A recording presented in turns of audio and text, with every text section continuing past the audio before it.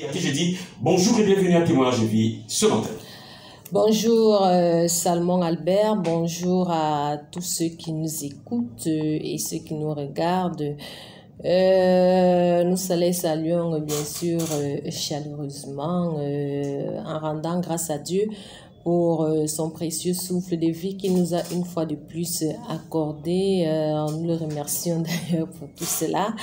Et nous sommes bien sûr là pour continuer la marche avec le Seigneur, pour parler de Jésus-Christ de Nazareth, car c'est une chose d'ailleurs très importante. Et pourquoi ne même pas parler de Jésus-Christ? Parce que il est celui qui nous garde, qui nous protège, qui nous garantit ce que je vais appeler ici une protection absolue.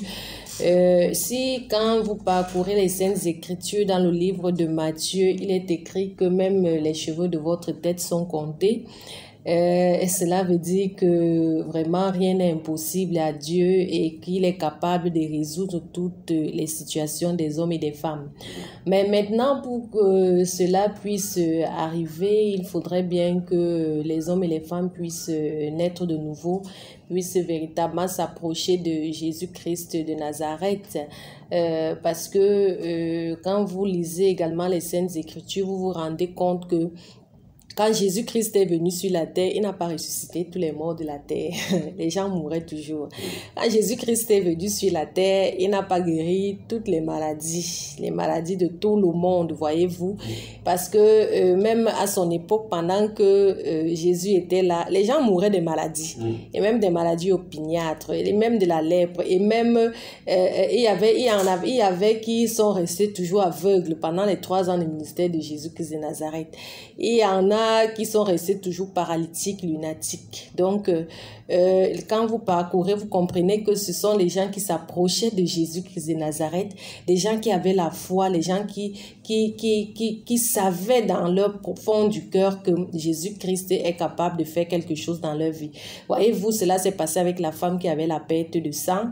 Elle a dit, si je touche seulement son vêtement. Et il s'est produit justement quelque chose. Bon, maintenant, pour donc avoir cette foi, pourquoi véritablement que Jésus-Christ peut faire quelque chose dans votre vie et que ces choses véritablement arrivent, il faut forcément s'approcher de Jésus-Christ. Et comment en ces temps-ci, il faut forcément naître de nouveau.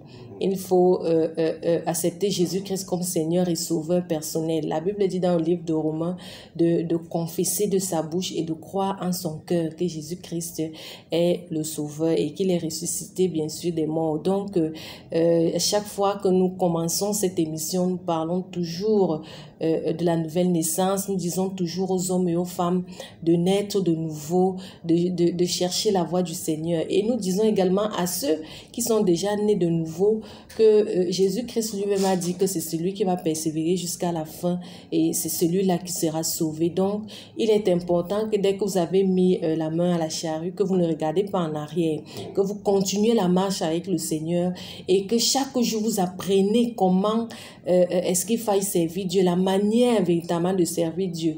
Et j'apprécie toujours cette parole de l'apôtre Paul qui dit dans le livre de Galates que vous devez travailler jusqu'à ce que Christ, voilà, soit formé en vous, parce que c'est tout un travail. Quand on dit que vous êtes devenu une nouvelle créature, ça veut dire qu'il y a une forme de transformation. Il y a un travail à faire. Vous étiez peut-être à l'état brut, et puis à un moment donné, il faille que vous soyez poli, voilà. Un peu, on parlait de la pierre, on a poli la pierre, voilà. Donc, il faut arrondir les angles, il faut comprendre un certain nombre de choses, et cela se fait dans la persévérance aux enseignements. C'est pour encourager un homme, c'est pour encourager une femme, c'est pour encourager un jeune aujourd'hui qui a déjà commencé la marche avec le Seigneur et qui se pose plusieurs questions. Est-ce que Jésus lui-même a dit à ses disciples que vous êtes ceux qui avaient persévéré avec moi dans mes épreuves. Donc, toi aussi, ça doit arriver forcément dans ta vie parce que si on a fait ça au bois vert, on le fera forcément au bois sec. Donc, aujourd'hui encore, toi qui n'as pas encore accepté Jésus-Christ de Nazareth, Jésus-Christ te tend la pêche parce qu'en écoutant une émission comme celle-ci, c'est pour que tu connaisses effectivement les choses qui se passent dans le domaine spirituel et que tu comprennes que tu as véritablement besoin d'avoir Jésus-Christ dans ta vie et que tu dois l'accepter comme Seigneur et Sauveur. Je crois donc qu'au sortir de cette émission que vous écoutez sur la radio Fréquence Vie 91.1 FM depuis Yaoundé, le Cameroun. Donc, nous serons richement bénis ensemble avec les auditeurs parce que la parole de Dieu est une épée à double tranchant. Et chaque jour, nous vous répétons que nous vous aimons dans la vérité et nous vous remercions de nous prêter vos délicates oreilles. Alors, d'un côté de la baie vitrée, nous bénéficions de la présence de M. Zéphirin Boyer à la mise en onde et à la réalisation de ce programme qui est supervisé et coordonné par Maman Délé Tchala, la maman du ministère. Alors, je disais tout à l'heure à l'entame de ce programme, il y a comme une espèce d'alliance, de relation inouïe, ou du moins tacite, appelons ça comme cela, entre les premiers-nés et les consécrations, c'est-à-dire du moins à en croire la révélation que le pasteur Norbert a donnée hier lors de son intervention au Temple national du ministère de la Rencontre internationale, en rapport avec ce séminaire de 22 jours de jeûne et de prière. Alors, ces questionnements qui vont certainement permettre de révéler avec des détails sur son intervention, qui est même au juste premier-né. Pourquoi sont-ils combattus? Il faut préciser, les premiers-nés des dieux. Quelle perspective de sortie face aux combats qui sont malheureusement les leurs et parfois même venant des membres de leur propre famille. D'où la nécessité pour chacun d'entre nous alors de comprendre et d'avoir la révélation sur l'existence de ces consécrations, savoir qui est premier-né et être donc justement malheureusement conscient des combats qui sont les leurs. Mais nous avons l'assurance en dépit de tout que dans toutes ces choses-là, Dieu ne nous abandonne pas. Parce que malheureusement, plusieurs enfants de Dieu sont sujets, ceux à la faveur des consécrations sataniques qui œuvrent dans leur famille, à plusieurs combats de relever. Selon le livre d'Exode, chapitre 13, à partir du verset 2, qui a été utilisé bien sûr par l'homme de Dieu, le pasteur Norbert, il est dit que l'Éternel parla à Moïse et dit: consacre-moi tout premier-né parmi les enfants d'Israël, tant des hommes que des animaux, il m'appartient. Donc, Dieu dit donc que tous les premiers-nés sont forcément consacrés, voilà. Et maintenant, la grande question est de savoir consacrer à qui. C'est donc là la grande question et nous allons répondre bien sûr en disant que cela dépend de l'identité spirituelle des parents. Pourquoi? Parce que quand vous lisez le livre de 1 Corinthiens, chapitre 7, le verset 13 au verset 14, je vais paraphraser. Ceux qui nous écoutent peuvent bien sûr aller lire cela pour mieux comprendre. On parle de l'homme non-croyant et de la femme non-croyante, que c'est le mari est non-croyant et qu'il consente à rester avec la femme qui reste ensemble. Si la femme est non-croyante et qu'elle consente, parce que les enfants sont sains en fait. Quand il y a déjà un parent qui est croyant dans le couple, et quand on parle donc de croyants ici, quand on dit les enfants sont saints, ça veut dire qu'ils sont croyants en Jésus-Christ de Nazareth, qu'ils sont nés de nouveau, qu'il y a au moins un parent qui est né de nouveau. Donc nous savons également, ça il faut également le rappeler, que sur la terre il y a deux puissances qui agissent selon 1 Jean chapitre 5, le verset 19, qui nous dit que nous sommes de Dieu et nous savons que le monde entier est sous la puissance du malin. Donc, il y a la puissance de Dieu et la puissance de Satan. Cela dit, il est donc important de savoir que un premier-né peut être consacré à Dieu ou être consacré à Satan. Donc, étant donc une loi spirituelle, c'est une loi spirituelle qu'un premier-né doit être consacré.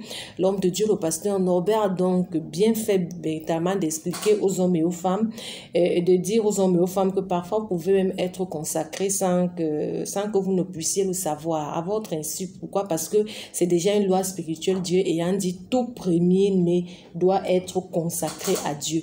Et comme Satan, lui, il limite effectivement les choses que Dieu fait, ça veut dire que tout premier-né pour lui aussi doit être consacré forcément à Satan, consacré à la puissance de la maison de ton père, consacré peut-être à la rivière sacrée, consacré consacré à tout ce que les parents font. Nous avons largement parlé des rivières consacrées du côté de Satan ici tout au long de ces émissions, et le pasteur Norbert a aussi expliqué cela de long en large. Aujourd'hui, il est question de marquer un temps d'arrêt justement sur les premiers-nés, parce que quand vous regardez parfois la société actuelle, vous vous rendez compte que les premiers-nés sont parfois des personnes qui rencontrent trop de difficultés dans la vie. Elles sont d'abord parfois si je peux le dire, je ne sais pas si je peux employer ce terme, maltraité par les parents même. Hein. Pourquoi? Parce que celui déjà est toute la charge de tous les 4, 5, 6 ou 7 enfants qui vont arriver derrière lui. Et il a la charge de pouvoir leur montrer le chemin, de pouvoir s'occuper d'eux, de pouvoir faire ci, de pouvoir faire ça. Cela est d'autant plus vrai et difficile quand peut-être le parent est même déjà, un des parents est décédé, c'est sur lui que repose toute la charge. Donc quand vous regardez parfois à la vie des premiers-nés, c'est un peu parfois comme une vie de sacrifice. Comme si lui, il s'est sacrifié, il est allé à l'école et il a été peut-être obligé d'arrêter les études à un certain niveau. Pourquoi? Parce qu'il fallait qu'il puisse faire des petits métiers pour pouvoir s'occuper des frères et des sœurs qui sont de ses cadets, de ses frères et sœurs cadets. Donc, la vie des premiers-nés véritablement n'est pas toujours aisée, et tous ceux qui sont premiers-nés eux-mêmes le savent. Bon, certes, d'aucuns vont bénéficier de ce que oui, les parents ont encore la force, ils peuvent encore faire ci, ils peuvent encore faire ça pour vous, mais déjà parce qu'une loi spirituelle est en train de peser sur votre vie, que tout premier-né doit être consacré. C'est donc parfois là où se situe le plus grand problème.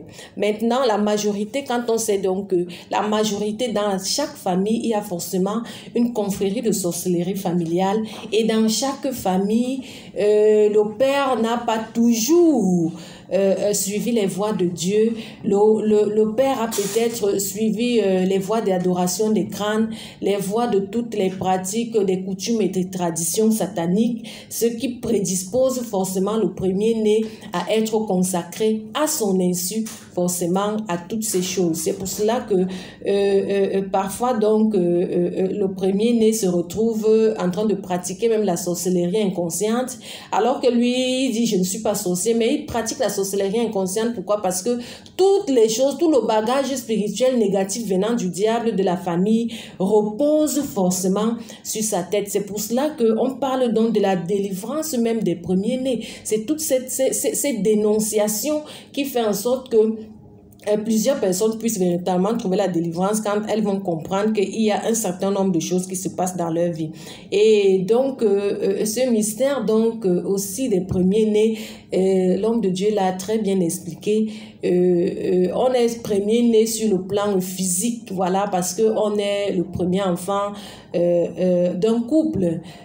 Parce qu'on est né en tête d'un couple. Parfois, on se retrouve même premier-né parce que le premier est venu, on a eu une fausse couche, ou bien on a eu un enfant qui est mort avant, et puis c'est vous qui êtes le premier en fait. Vous êtes le premier, vous êtes à la place du premier. Mais sur le plan spirituel, cela relève donc de toute autre chose. Donc, et l'homme de Dieu expliquait que sur le plan spirituel, cela relève donc du choix de Dieu. Vous pouvez naître en 5e position, vous pouvez naître en 10e position, vous pouvez naître en 3e, en 4e position, mais vous êtes donc le choix de Dieu et par conséquent le premier-né. C'est pour ça qu'il expliquait également dans le livre ce qui s'est passé avec la famille de Jacob, où Joseph avait été choisi et c'était lui qui était donc le premier-né. Or, sur le plan physique, c'était bien sûr Ruben qui était né le premier du ventre de Jacob, mais sur le plan spirituel, c'était question donc du choix de Dieu, c'était donc Joseph qui était un choix de Dieu. Et quand Dieu vous choisit, donc il vous choisit véritablement pour élever la famille, il vous choisit véritablement pour faire tout ce que Joseph a fait véritablement dans sa famille. Les auditeurs peuvent lire cela dans le livre de la Genèse. Donc et quand vous êtes le choix de Dieu, a expliqué l'homme de Dieu, vous êtes donc combattu. Les puissances de la maison de votre père commencent à s'élever contre vous, parce qu'on n'ignore pas les desseins de Satan qui sont de dérober, égorger et détruire. Et quand Dieu vous choisit, c'est donc pour élever la maison de votre votre père pour faire en sorte que toutes les lois spirituelles qui avaient été décrétées dans votre famille puissent véritablement être détruites. Que toutes les incantations et les imprécations, toutes les choses, les esprits de contrôle, de suivi puissent véritablement se déconnecter de vous. C'est pour cela que vous êtes donc attaqué, puisque une famille est forcément la nourriture de Satan. Permettez que je puisse m'exprimer ainsi, parce que Satan, lui, il est là pour voler, gorger, détruire. Et il est là pour manger le corps humain et pour manger la chair humaine. Donc, quand il s'est donc accaparé d'une famille et qu'il constate que peut-être le 3e, le 4e, le 5e ou le 6e enfant est celui qui est le choix de Dieu, est donc le premier né sur le plan spirituel du côté de Dieu, parce que c'est sur lui que repose une grâce particulière pour relever la famille. Vous commencez donc à être attaqué. C'est pour cela que l'homme de Dieu a expliqué que tous ceux qui persévèrent aux enseignements, tous ceux qui vont à l'église, qui sont nés de nouveau et qui continuent de persévérer contre vents et marées, sont donc forcément le choix de Dieu et qui ont bien sûr la mission de relever leur famille. On peut donc comprendre pourquoi il est écrit dans le livre des Actes des Apôtres que crois au Seigneur Jésus et tu seras sauvé, toi et ta famille. Quand on dit croire, ça veut dire que cela concerne une seule personne. Donc à partir de toi, toute une famille pourra être sauvée. Donc, il y a donc des gens qui sont le choix de Dieu. Comme tu peux être en train de nous écouter en ce moment, c'est parce que Dieu a un travail spécial et particulier à faire dans ta vie. Tu es donc le choix de Dieu. Et tu dois forcément être attaqué parce que toi, tu ne vas pas entrer dans la puissance de la maison de ton Père. Tu ne vas pas participer forcément avec les autels qui sont érigés dans ta famille. Tu ne vas pas... Donc, chaque fois qu'on va même vouloir te transmettre la sorcellerie, cela ne va pas passer, oui, parce que tu es le choix de Dieu. Je me rappelle dans le livre du témoignage de l'homme de Dieu, Dr. Thierry Somba, il expliquait qu'il avait une de ses nièces, voilà, voyez-vous, à qui on avait demandé de transmettre la sorcellerie, de pouvoir réveiller son esprit, comme ils le disent. Il est venu, il s'est transformé en serpent quand il était encore dans le monde des ténèbres pour vouloir mordre cette fille, mais la fille s'est réveillée en pleine nuit, elle a crié le serpent, le serpent, le serpent, mais il n'a pas pu mordre véritablement cette fille, parce que quand tu es le choix de Dieu, Satan va toujours mettre son royaume en contribution, tous ses esprits en contribution pour venir te détruire, mais ils ne pourront pas te tuer parce que Dieu lui-même a dit que quand tu es son enfant, quand tu es son choix, Satan ne peut pas te détruire, mais tu seras bien sûr attaqué. Jésus-Christ lui-même a été attaqué. Donc c'est de ça qu'il est question, que les hommes et les femmes puissent véritablement prendre conscience de cette affaire, de savoir que quand vous êtes un premier né sur le plan physique, vous êtes déjà forcément consacré. Mais vous pouvez être également un premier né sur le plan physique et être également le choix de Dieu. Voilà. Donc, c'est Dieu qui choisit. Il est souverain dans ses décisions. C'est lui qui décide de comment est-ce qu'il va faire, de qui est-ce qu'il va choisir pour relever la famille. Joseph, donc, de la même manière, a été bien attaqué par ses frères. Il a été vendu, il a été jalousé, il a été envié, il a reçu toutes sortes de choses propres même à détester ses frères. Mais vous constatez qu'étant le choix de Dieu et étant investi de la grâce de Dieu, il a affiché un tout autre comportement. C'est donc aussi une interpellation pour les hommes et les femmes de pouvoir continuer la marche avec le Seigneur et se ranger dans le camp de Jésus-Christ de Nazareth, Salomon. Vous écoutez Témoignage de vie sur la 91.10 FM.